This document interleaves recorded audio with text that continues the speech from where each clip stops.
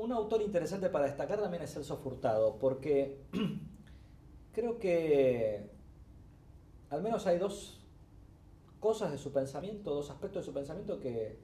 siguen siendo relevantes para pensar hoy algunas cuestiones vinculadas al subdesarrollo. Uno es que eh, la problemática del subdesarrollo y la problemática de la dependencia no solo tenía que ver con la replicación de patrones de producción y patrones tecnológicos, sino también con patrones de consumo. O sea, creo que Furtado hacía hincapié en que paralelamente a la exportación de modelos productivos o técnicos, también los países desarrollados habían hecho una exportación de patrones de consumo en donde justamente se vinculaba esto con la cuestión de las economías duales, ¿no? O sea, no solamente teníamos economías duales porque había niveles de productividad diferentes, sino porque además había patrones de consumo diferentes. Y entonces, digamos, la parte de la sociedad moderna tenía patrones de consumo similares a las economías avanzadas en muchos casos, mientras que la porción de la sociedad que estaba en el más profundo subdesarrollo ciertamente estaba a años luz de esos patrones de consumo. Y la replicación de los patrones de consumo también tenía que ver con replicación de los modelos de competencia en el mercado,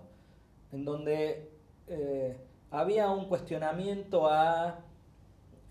una temprana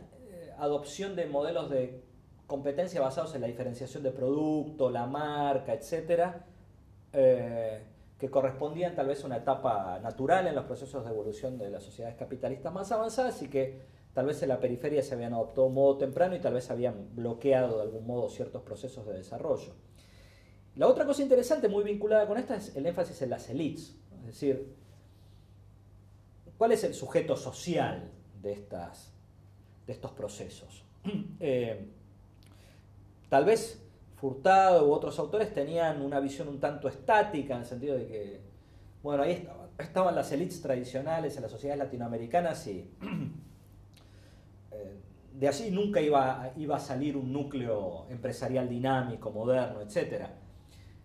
Pero creo que hoy también, para volver a la cuestión de retomadas de ideas antiguas, creo que de algún modo toda la literatura institucionalista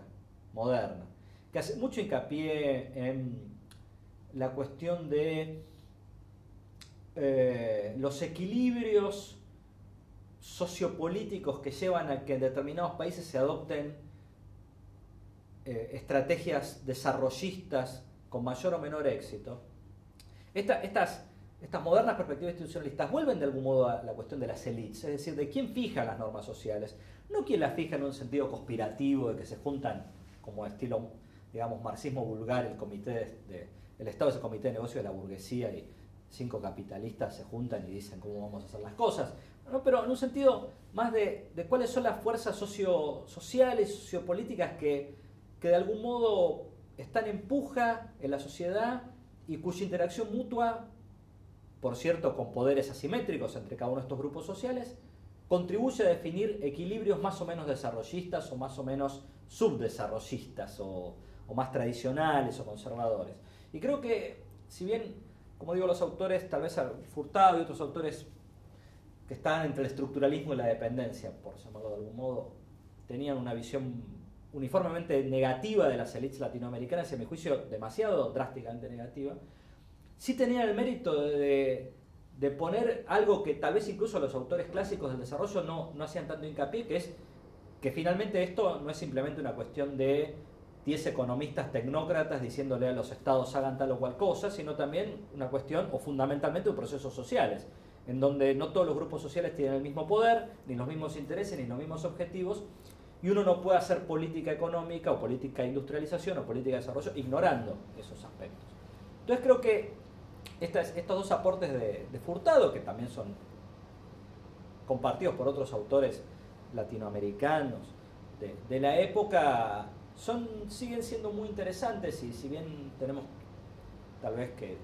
tomarlo con cautela en términos de una visión tal vez extremadamente pesimista y negativa que estos autores tenían sobre esos procesos, tienen el mérito de poner en cuestión aspectos que los economistas usualmente ignoran, que es que la economía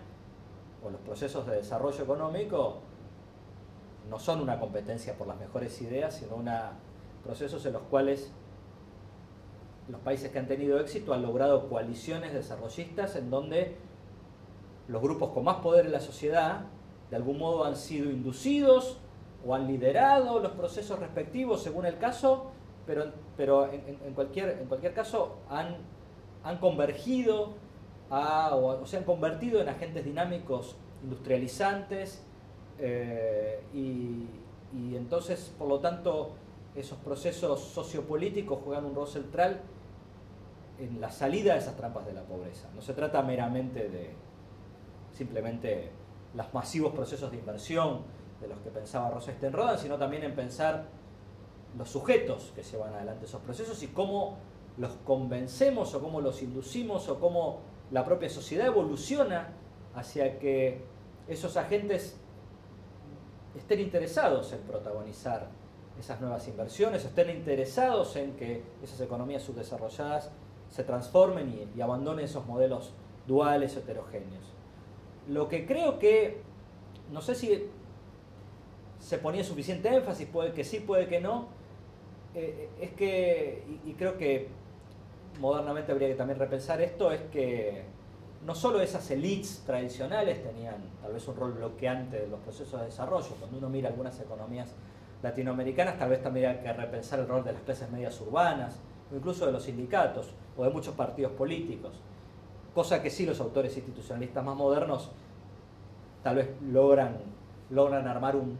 panorama un poco más complejo o rico en matices en términos del juego e interacción entre estos distintos grupos sociales.